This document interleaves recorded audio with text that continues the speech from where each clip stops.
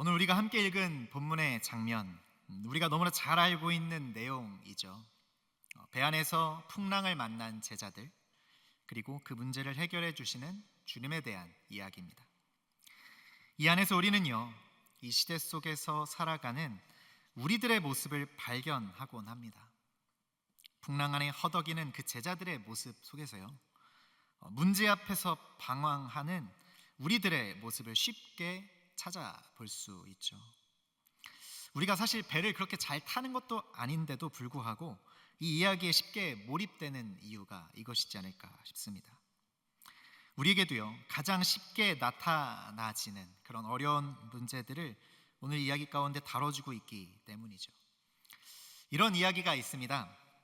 어느 날 사단이 그동안 자신이 그 싸움터에서 사용했던 그 무기들을 부하들에게 판매하려고 내놓았습니다. 여러 가지 다양한 무기들이 가격별로 가격이 잘 매겨진 채로 선보여지죠. 다양한 것들이 나옵니다. 미움, 시기, 질투, 정욕, 음란, 교만, 공포, 게으름, 나태 등등등 그동안 사단이 사용해왔던 수많은 무기들이 그곳에 전시됩니다. 그 중에 아주 허름하고 낡아 보이는 무기가 하나 있는데 거기에 말도 안 되게 엄청난 가격이 붙어 있는 겁니다. 언뜻 보기에는 그렇게 좋아 보이지 않는데, 그다지 위협적으로 보이지 않는데, 그래서 이상하게 여긴 사단의 부하들이 사단에게 묻죠. 왜 이렇게 비싼 거냐고. 그러자 사단이 대답하죠.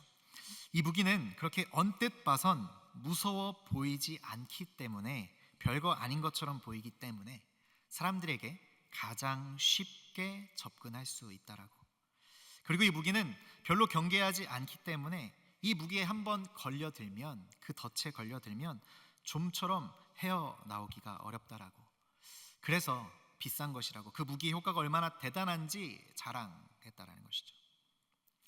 이처럼 사단이 자랑하고 또 아끼고 또 자주 사용하는 그 무기가 과연 무엇이었을까?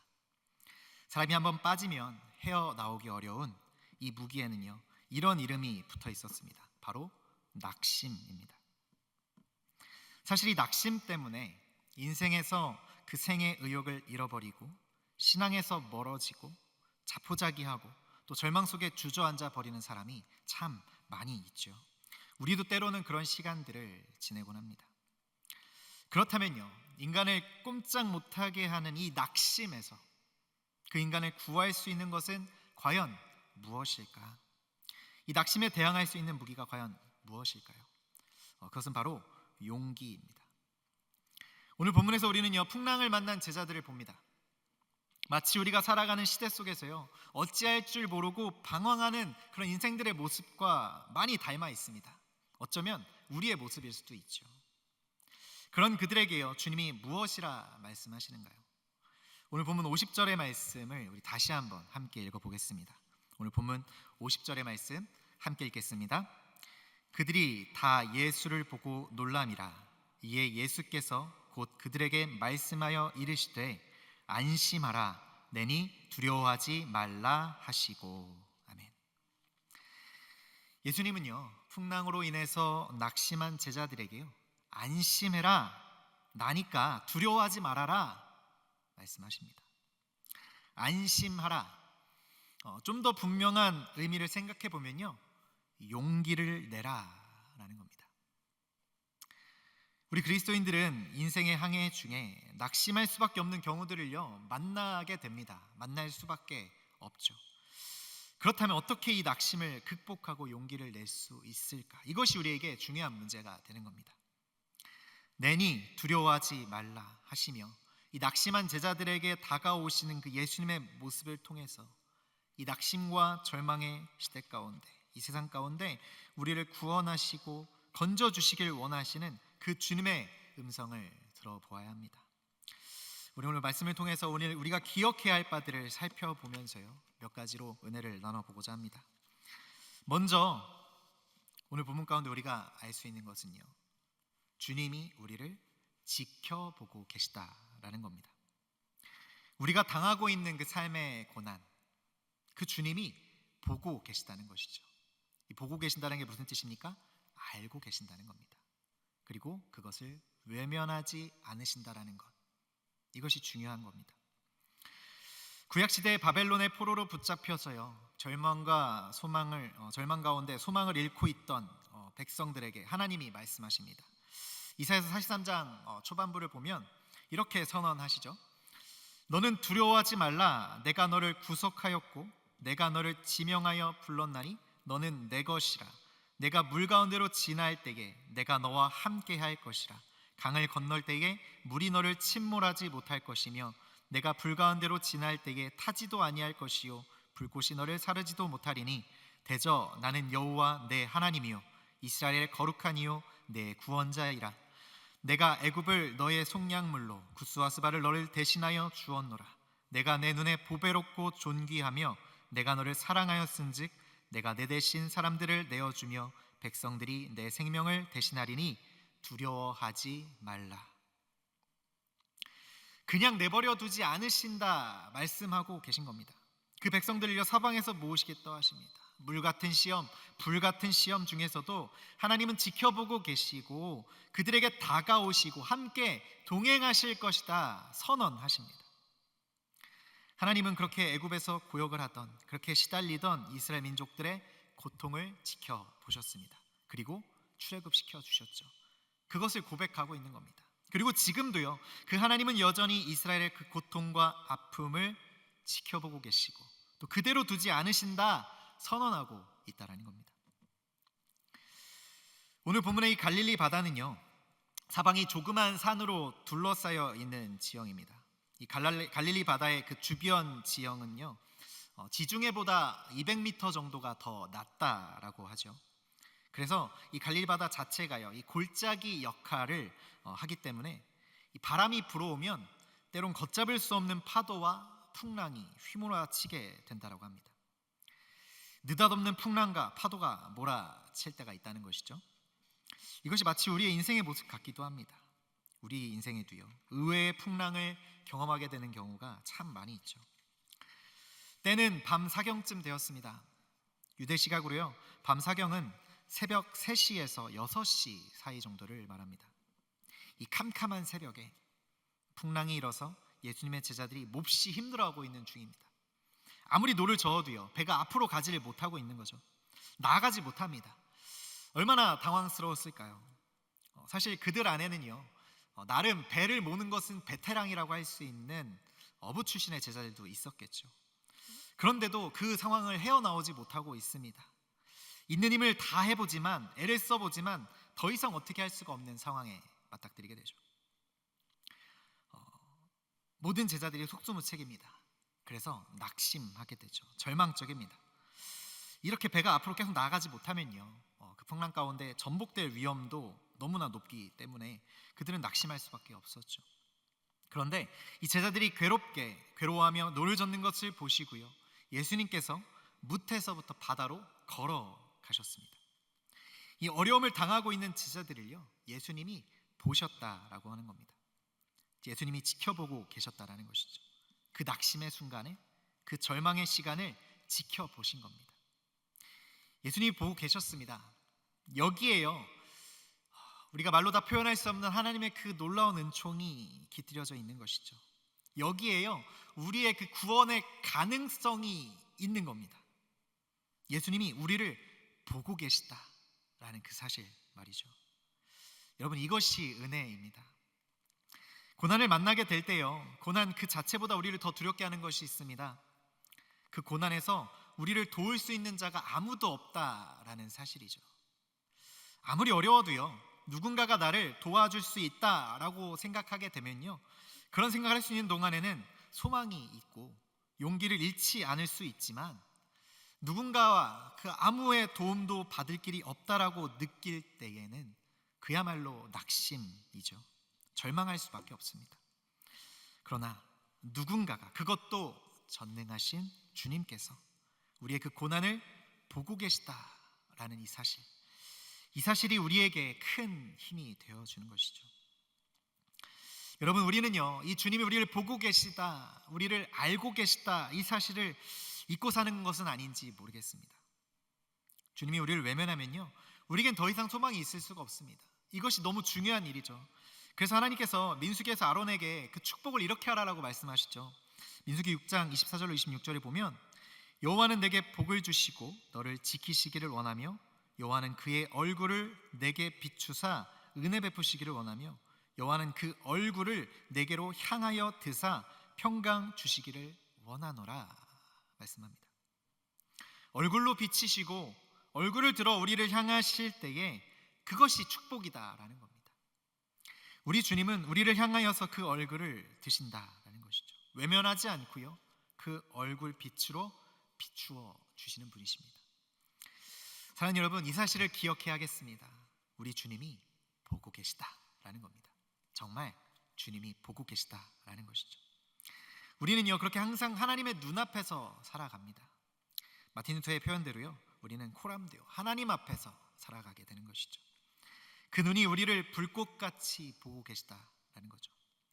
마치 승산 없는 싸움을 하고 있는 제자들을 보고 계신 그 예수님처럼 이렇게 우리가 절망과 방황하며 낙심 가운데 빠져 있을 때에도요, 그 상황 가운데 결코 놓치지 않으시고 보고 계신 분이 계시다는 것이죠. 이것에 우리에게 축복과 구원이 있을 수 있는 겁니다. 주님이 보고 계시다는 이 사실, 이것을 우리가 철저히 믿고 반드시 기억하며 살아가야 하겠습니다. 사랑하는 여러분, 이 사실이 우리에게 능력되는 줄 믿고 우리가 이 사실을 붙들고 담대히 나아가실 수 있기를 간절히 바랍니다. 이제 더 나아가 보면요, 이제 그 제자들의 문제를 보신 주님께서 어떻게 하십니까? 그들을 향해서요, 다가오십니다. 그곳이요, 어디일지라도요 상관이 없었습니다. 그 풍랑 가운데 일지라도요 주님이 제자들에게 달려와 주셨다는 것이죠. 사랑하는 여러분, 이것이 우리를 향한 주님의 마음입니다. 주님께서 우리의 문제를 보시고 우리의 고난을 보시고 우리에게로 달려오신다라는 이 사실을 우리가 믿어야 합니다. 물 가운데로 지날 때에 내가 너와 함께 할 것이라고 약속하셨던 그 주님이 제자들을 향해 오신 것이죠. 이렇게 우리를 향해 다가오시는 그 주님을 만나는 저와 여러분 되어지기를 간절히 소원합니다. 너는 두려워하지 말라. 내가 너를 구속하였고 내가 너를 지명하여 불렀나니 너는 내 것이라. 내가 물 가운데로 지날 때에 내가 너와 함께 할 것이라. 이 고난과 고통이 닥쳐올 때에 인간은요, 대부분 모두가 하나님께 이런 질문을 하게 됩니다. 하나님, 왜 이런 고통을 주십니까? 대체 이유가 뭡니까? 더 나아가선 하필이면 왜 나입니까? 왜 지금입니까? 사실 이 대답은요 단순하지 않습니다. 그러나 좀 보편적으로 이 대답을 해보자면, 주님이 우리에게 고난을 주시는 것은요 대체로 우리를 훈련하시기 위해서입니다. 즉 하나님만 의지하도록 하시기 위한 목적이 그 안에 담겨져 있다는 겁니다. 하나님의 그 뜻을 이루게 하시기 위함이라는 것이죠. 그 제자들에게 믿음을 주시기 위함이었습니다. 이 제자들이 지금 어떤 상황 가운데 있습니까? 이 풍랑 이전 상황이 과연 어떤 상황이었는지 아시나요? 제자들은요 직전에 그 벳세다 광야에서요 오병이어의 기적을 체험한 상태입니다. 그런데요 그들에겐 믿음이 없었다, 오늘 본문에서 얘기하죠. 오히려 그 마음이 둔하여졌다라고 오늘 본문이 52절 말씀에 말하고 있습니다. 아무리 어려운 환경에 처해 있다고 할지라도 주님께서 우리와 함께 하시기만 하면, 그 주님을 철저히 의존하기만 하면 주님은 그 우리의 필요를 채우신다라는 것이 이 오병이어의 기적이었죠. 그런데 그 이적 이후에 풍랑을 잔잔케 하시는 이적으로 다시 한번 제자들을 훈련하고 계시는 겁니다. 주님이 달려오십니다. 주님이 없을 때 풍랑에 휘말렸지만 주님이 오시니까 그 모든 문제가 해결된다라는, 주님이 계시면 그 모든 문제가 해결된다라는 그 사실을요 레슨 해주고 계신 겁니다. 오직 주님만을 의지해야 함을, 그래서 마음이 닫혀 있어도 주님을 제대로 알아보지 못했지만 이제 제대로 주님이 주님됨을 그렇게 새겨야 한다라는 것을 알려주고 계신 것이죠. 그래서 주님이 그곳에 달려오셨습니다. 여러분, 이것이 매우 중요합니다. 엠마오 도상을 걸어가던 두 제자들도요 주님이 함께 동행하셨는데 그 주님이 주님인 줄 전혀 알지 못했습니다. 비로소 떡을 떼어 주실 때에야 주님이신 줄을 알고 주님이시다 고백하죠.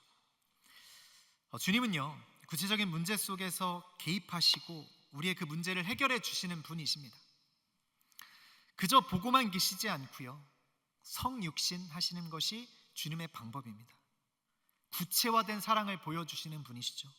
실천으로 몸소 보여주시고요, 몸소 가까이 오셔서요 그들을 구해주시는 것이 주님의 방식입니다. 물결이 흉흉한 바다에 그들을 내팽개치지 않으시는 것이죠. 제자들이 괴로이 노젓는 것을 보시고 밤사경쯤에 바다 위로 걸어서 저희에게 오사, 이렇게 기록되어 있는데요, 이것을 원문의 뜻을 보면요, 달려오셨다라는 의미입니다. 고난의 현장으로 달려오시는 그 주님을 우리가 기억해야 합니다. 여러분의 그 삶의 터전에, 그 고난의 현장에 달려오시는 그 주님을 만나는 저와 여러분 되어지기를 간절히 주님의 이름으로 축원합니다. 주님은 몸소 그 고난을 제거하시기도 하시고요, 더 나아가선 우리가 그 고난을 감당할 수 있는 힘과 용기를 주시는 분이시기도 합니다. 그리스도인에게는요, 고난이 없다라는 것이 아닙니다.